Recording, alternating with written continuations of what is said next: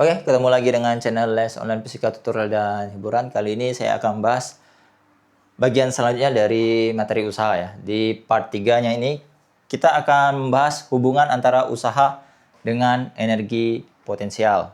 Di part 2 saya sudah bahas hubungannya dengan energi kinetik. Dan nanti kita juga bahas bagaimana cara menghitung usaha melalui grafik gaya terhadap perpindahannya. Dan ini juga masih ada hubungan dengan energi kinetik juga tentunya. Itu ditanya berapa kecepatannya ya, oke. Jadi sekedar mengulangi, oh ya, part 1 dan part 2 jika kalian ingin melihatnya silahkan klik link yang ada di deskripsi video ini. Sudah ada link untuk melihat part 1 dan part 2-nya. Kalau part 4 dan part 5-nya saya nanti akan bahas lagi materi tentang energi mekanik. Nah ya. Sekarang kita lanjutkan dulu. Sekedar mengulangi, kalau usaha dengan energi kinetik, usaha dengan energi kinetik itu dirumuskan W sama dengan delta EK. Kalau dia usaha dengan energi potensial, dia dirumuskan berharga negatif, min delta EP. Nah, kenapa dia dikasih tanda negatif? Karena asumsi dari pembahasan energi potensial dikaitkan dengan energi gaya berat, usaha oleh gaya berat. Ya, energi potensial itu adalah usaha oleh gaya beratnya. Untuk lebih memahaminya, coba kita lihat soal ini ya. Atun memindahkan bola besi dari bawah ke atas dengan menaiki tangga, anak tangga. Seperti terlihat pada gambar. Oke, ini dia. Ini atunnya tidak ada tapi bolanya ada ya. Bolanya dinaikkan sampai ketinggian 4 meter. Dan jarak horizontal tangganya 3 meter. Pertanyaan seperti terlihat pada gambar. Jika massa bola sebesar 2 kg, G sama dengan 10 meter per sekund kuadrat, usaha yang dilakukan oleh Atun sebesar berapa? Jadi kan usaha, rumus asli usaha itu kan W sama dengan F kali S ya. Nah, S-nya siapa? S itu jarak perpindahannya. Dilihat dari kasus ini kan dia kan Atun ini kan memindahkan secara vertikal. Dia tidak diasumsikan secara horizontal tapi berpindah secara vertikal. Berarti ini S-nya.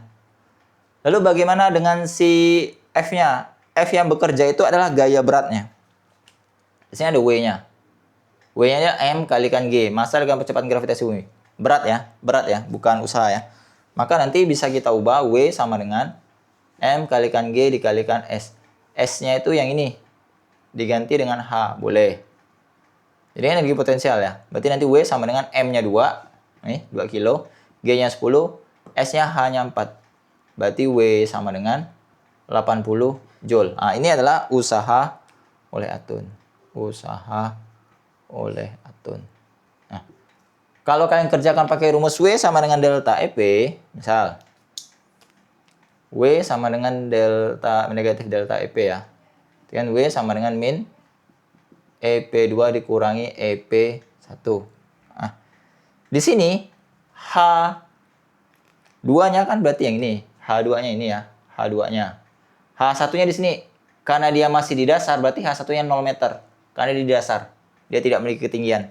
Berarti kan nanti ini jadinya W sama dengan min M kalikan G dikalikan H2 dikurangi M kalikan G dikalikan H1.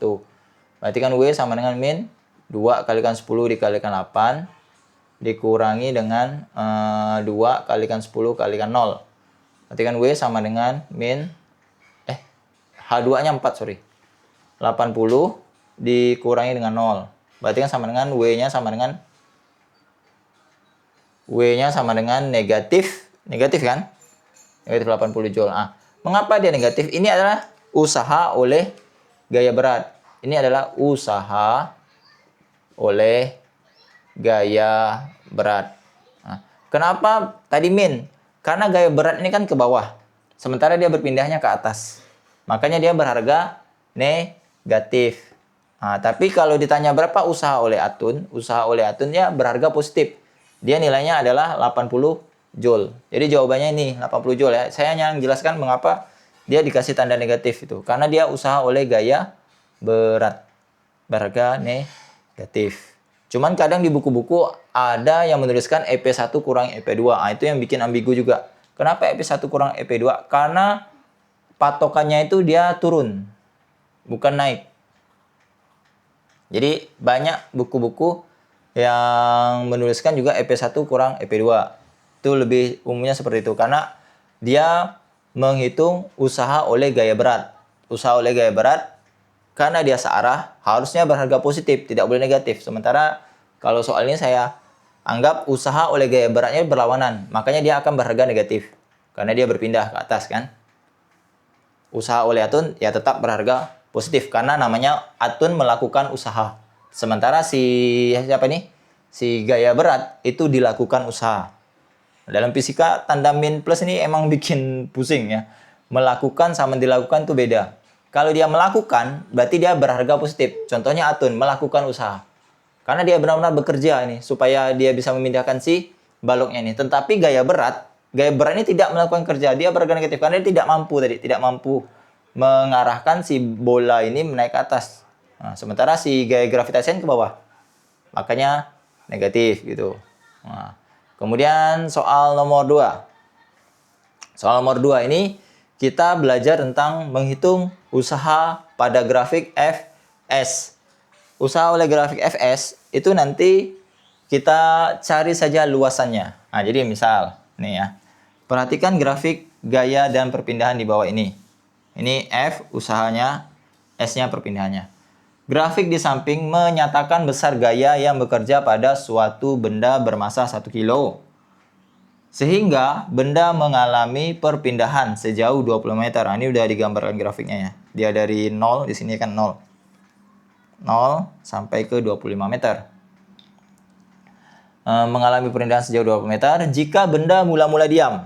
Berarti V1-nya 0. Ini saya bahas ini ya. V1-nya sama dengan 0 meter per sekon. Kemudian massanya itu 1 kilogram. Ya. 1 kilogram. Jika benda berapakah besar usaha dan kecepatan benda itu setelah berpindah sejauh 25 meter. Nah, W itu sama dengan luas grafik Fs-nya. Jadi kalian tinggal cari nih luasnya berapa ini. Jadi kan ini kan segitiga ini. Ini L1, ini L2 ya. Berarti kan L1-nya sama dengan setengah kali alas kali tinggi. L2-nya sama dengan panjang kali lebar. Panjang kalikan lebar. Setengah dikali alasnya. Alasnya berarti yang ini 15 nih. Ini alasnya. Berarti 15. Tingginya ini 10. Sementara ini panjangnya. Nah, lihat. Dia dari 15 ke 25. Berarti ini 10 aja. 25 dikurangi dengan 15, berarti sama dengan 10 ya. Jadi panjangnya hanya 10 aja nih. Kemudian ini lebarnya 10. Hati-hati ya. Jadi panjangnya bukan 25, tetapi 25 kurangi 15 karena mulainya dari angka 15. Hanya 10. Berarti nanti kita masukkan ke sini.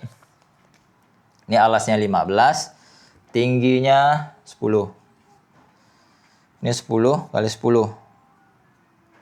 Berarti kan ini sama dengan ini 5. 5 kali 15 itu 75 ya. Ini 100 ditambah.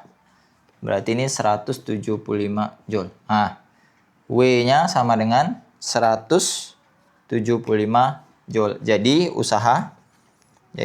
usaha benda sampai 25 meter sebesar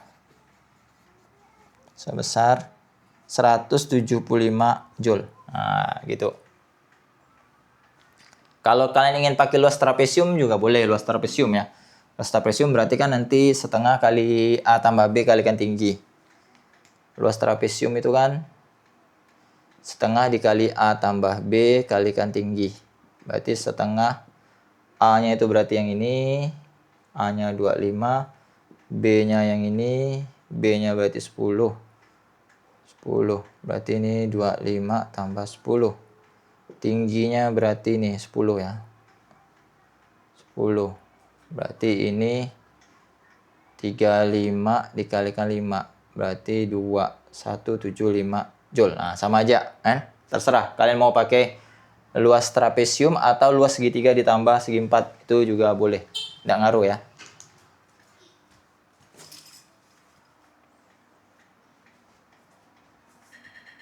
Oke, jadi seperti itu pengerjaannya. Kalau untuk energi kinetik, kayaknya ambilkan paket ya.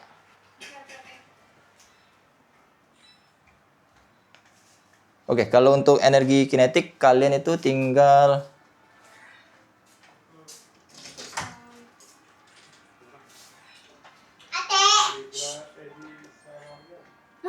Oh salah, sebelah. Siapa namanya? Siapa nama? Oh, enggak ada di sini. Nggak ada. Oh, Bang, semoga. Iya, guys.